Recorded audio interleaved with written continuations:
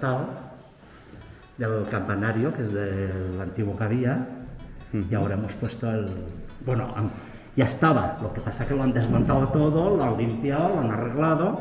En el 2005 se puso el nuevo, pero este seguía estando ahí. Ahora se ha desmontado todo, Sí. y hay un relojero aquí muy bueno, y él lo ha restaurado todo.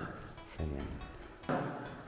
Eran las carreras de machos, es que no había ninguna, de esta sí que no hay ninguna, ni en toda la comarca hay, porque lo he preguntado a la autora, he preguntado a todos los sitios y me ha dicho, no, de carreras de machos no tenemos ninguna. Digo, pues ahora tenemos una.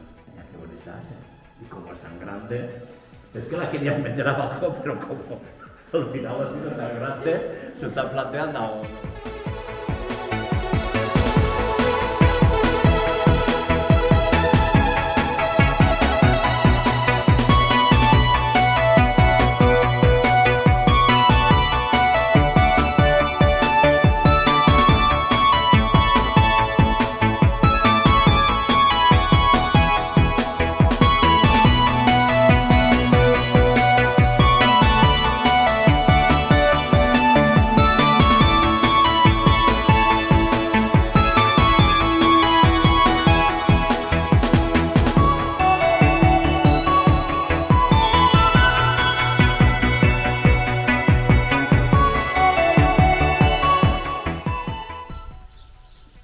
Buen día. Buen día. Para ir a beber al río, ¿no? Ahí lo pone. Ya.